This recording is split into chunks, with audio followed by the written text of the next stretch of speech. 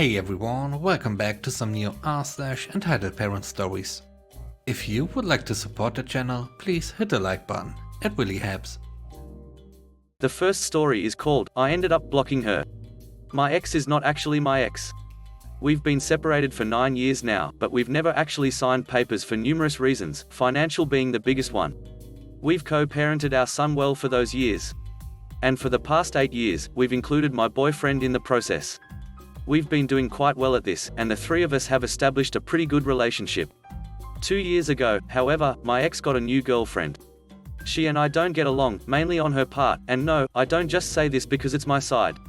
I've always encouraged my son to respect her and try to get along with her, but he can't stand her, or her 2 daughters. I don't mind her youngest, she's hyper and bounces off the wall, but she's 8, is to be expected. The oldest one, 11, the same age as my son, however, is a little witch. She actively ridicules and belittles her little sister, my son, and my daughter.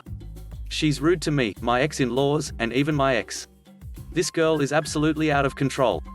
Background out of the way, last weekend was my son's weekend at his father's. However, my ex and his girlfriend had been invited to an adult party. My ex and I were discussing it when he dropped my son off on Wednesday. And he mentioned that it might be easier if we switched weekends around. But he wasn't sure if he could find a babysitter for the 2 girls, so we had to wait and see. I was fine with that and told him to just keep me informed. Later that night, his girlfriend sent me a message, saying that since I was taking my son for the weekend, !1, I could just take the 2 girls and keep them for the weekend too. Before I could even respond to this, she added that she would send them over with clothes and some money so we could get pizza. I told her that I wouldn't be taking her girls.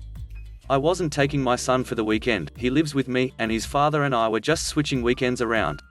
And I certainly wasn't taking her children for the weekend. She sent a message back, saying that it was very rude of me to not take her girls since she took my son every other weekend.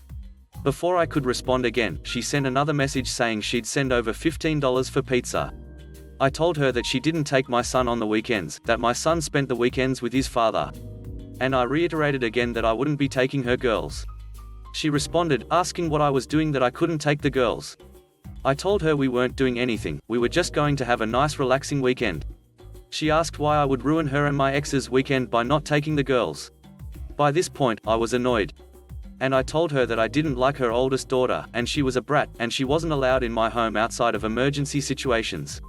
She responded by saying that I was an awful person, a terrible mother, and I didn't deserve children since I clearly didn't understand parents who just need a break.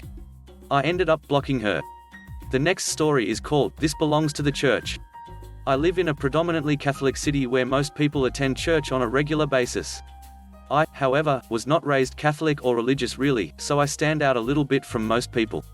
This all happened about 2 years ago when I was still in high school. My high school was just down the road from a Tim Hortons, and across the road from that is a pretty large church. On Sunday, I decided to grab a coffee on my way to pick up a textbook for one of my classes. It was about 12 o'clock, so the church had just ended and there was a decently long line up for the Tims. I had been waited in line for about 5 minutes when a woman walked up to me and started talking to me. It was a pretty normal conversation, but then she asked why she hadn't seen me that morning. I was confused since I had literally never spoken to this woman before. She told me that this Tims belonged to the church, which it didn't actually. I casually explained that I did not attend the church she was talking about. She gave me a confused stare and muttered an "oh" before walking away. Skip forward to Tuesday. I was once again at that Tim's, getting some lunch when the same lady walks up to me and starts to berate me for being at that Tim's. I thought I told you this Tim's is for the church only. I said, yes, but it's just a Tim's, anyone can come in here if they want to though. She berated me, no, this Tim's is not for anyone who doesn't attend the church. So I said, but the next Tim's is like 5 kilometers away. She continues to just yell at me in front of everyone in the Tims. I was actually just going to leave to get lunch from my school. But then she dropped the Karen bomb. If you do not leave the Tims right now, I'm going to call the police. I decided at that moment to just stand still and let her call the cops. About 10 minutes later, 2 officers show up. The Karen tells them that I am disrespecting her, disrespecting God, and disrespecting the church. I tell them that I'm just a hungry teenager trying to get my lunch. But the cops take her side and call both my parents and my school. My super awesome vice president shows up and demands to know why he got a call from the police about one of his students. The officers tell him what's happening. He asks me if it is true and I tell him that I was just trying to get some lunch. He asks the officers what laws I had broken and they responded with some stupid made-up stuff. My parents are called in and my mum tells the cops to frick off and that I didn't do anything wrong. But Karen keeps insisting that I had been harassing her. Then one of the employees chirps in and starts to vouch for me. Eventually, the cops leave and so do my parents. I get my lunch and my vice president walks me back to school. I never ran into that lady after that, but I made sure to get lunch from the Tims as often as I could. The last story is called Essential Oils Can Heal That.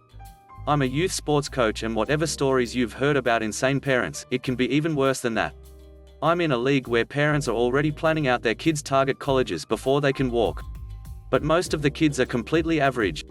Because that's what average means, and because other schools have the luxury of players who want to participate. I have kids who were pressured into the game by mum and dad, so don't bring the same heart to the field. It makes it quite difficult to read them. For example, I only just got free of a dispute that's been ongoing for over 3 months. A sweet but clumsy sophomore who has fun with his teammates but is overall completely indifferent to the sport was out indefinitely with a serious rotator cuff injury. He'd had surgery, he was still sitting in on practices at his parents' insistence, but by no means was he taking a step in the direction of the field. He never complained or protested, he was just as happy to sit playing video games. The best player you can hope for is one who doesn't rush recovery. I was proud of and relieved by how he was handling things. So one day, not even 3 weeks after his surgery, his mum shows up. She says, "All right, my son's cleared to play, he can start back today. Maybe someone should take some time to work with him one-on-one to get him caught up?" I was surprised, but I'm not a doctor, so if they cleared him, he's clear. But, as is protocol, I asked for an official letter from the medical office approving him to return to practice for the team's files. His mum was flabbergasted. "I don't have it with me, who carries that around?" It hadn't even occurred to me that she might be doing something so brazen and reckless as what she was doing. So, without skipping a beat, I cheerfully said, "No worries, he can hang with us while you run home and fax or email it to me." She stuttered for a second and finally came up with, "I don't have time to go all the way home, I have another appointment." It was then that I noticed her son was looking kind of uncomfortable throughout all this.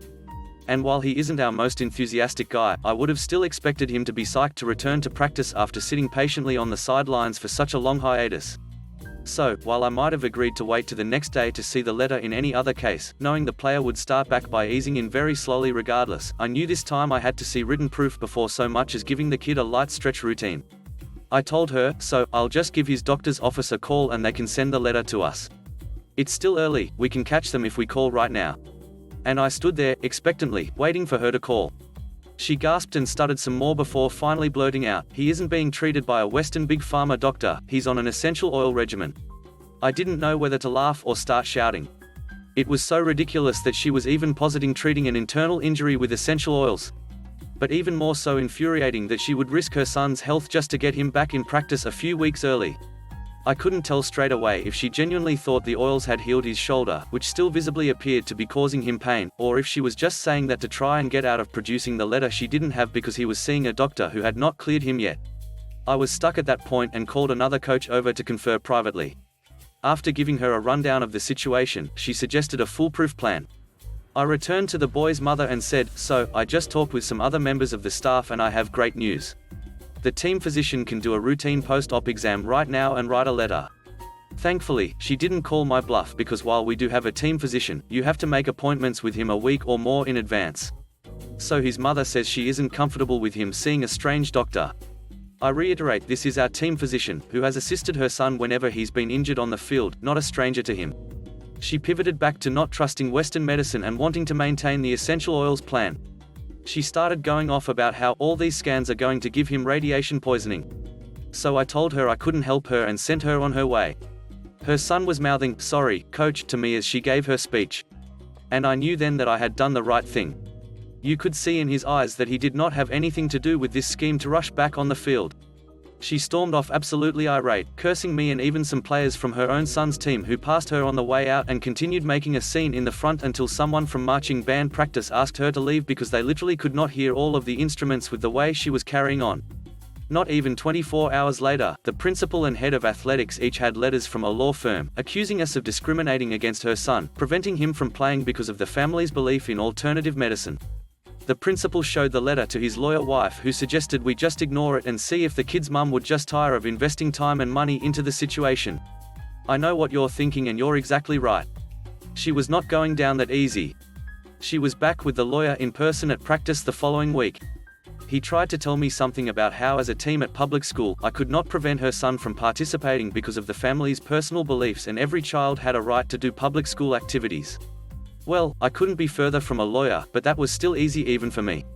This is a tryout team, no one is guaranteed participation and I can cut players for any reason I see fit.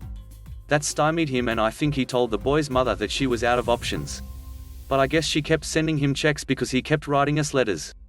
Out of an abundance of caution, since you never know how far a crazy person is willing to take a thing like this, or how much money she had to pursue the issue, I had a consult with an attorney of my own. I gave her all of the documents to review and once she was finished laughing uncontrollably, she told me not to think twice about this and to only come back if I was served with actual papers to appear in court. 6 weeks later, I was back in her office. The boy's mother was bringing the school into a civil suit and I had been called to testify. I met with the lawyer and I'm lucky she was so honest. She told me the district would probably have a counsel for me and to wait before cutting her any checks. She was right. So, I was in a big meeting preparing for this case.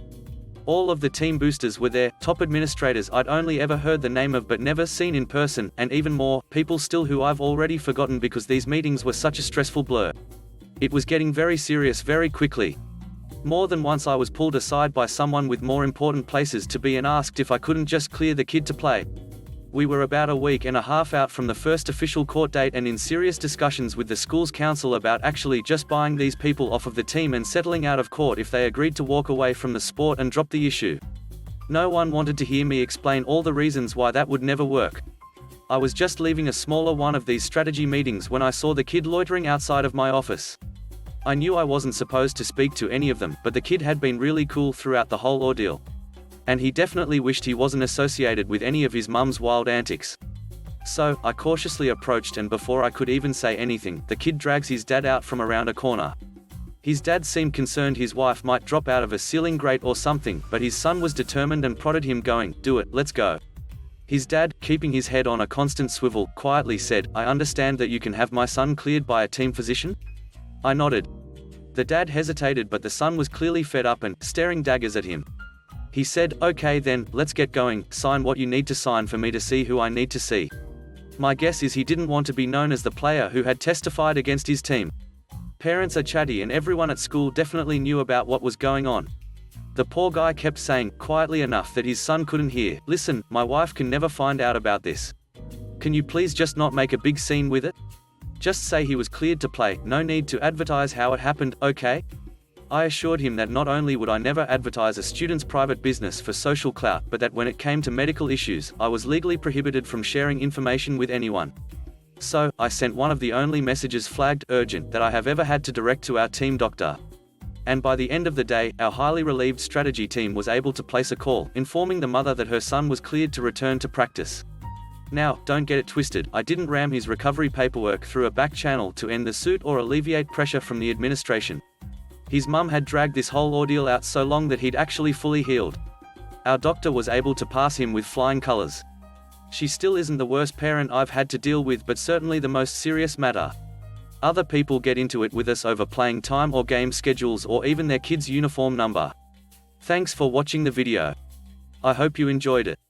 If you did, please consider subscribing to the channel for more content. Let me know what you think about the video in the comment section below. Have a great day. Bye bye.